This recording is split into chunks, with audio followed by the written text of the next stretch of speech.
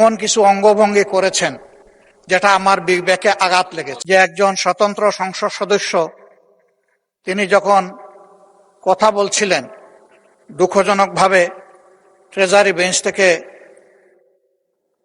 সম্মানিত কিছু সদস্য এমন কিছু অঙ্গভঙ্গি করেছেন যেটা আমার বিবেকে আঘাত লেগেছে।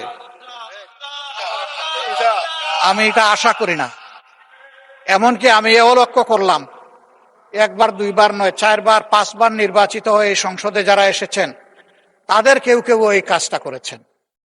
আমি এখানে তাদের নাম বলে আমি নিজে লজ্জা পেতে চাই না। আমরা প্রথম দিনই অনুরোধ করেছিলাম ভালো কিছু সংস্কৃতির চর্চা হোক এখানে, এবং আমরা শিখতে চাই।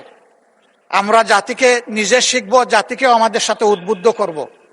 মাননীয় স্পিকার, আজকে দুইবারই লক্ষ্য করলাম যে ট্রেজারি বেঞ্চ যেখানে আপনাকে সবচেয়ে বেশি সহযোগিতা করার কথা, সেখানে আপনি বারবার অনুরোধ করা পক্ষেও তিনারা চালিয়েই যাচ্ছেন। আপনি মাইক দেন নাই, তারপরেও সংসদে কি হচ্ছে আমরা কিছুই বুঝতে পারছি না। আর শেষমেশ যখন মাননীয় সংসদ সদস্য রুমিন ফারহানার বক্তব্য চলছিল, বিষয়টা একেবারেই অগ্রহণযোগ্য যা করা হয়েছে। আমি এটার জন্য দুঃখ প্রকাশ করছি এবং আমি এটার নিন্দা জানাতেও বাধ্য হলাম। ধন্যবাদ মাননীয় স্পিকার।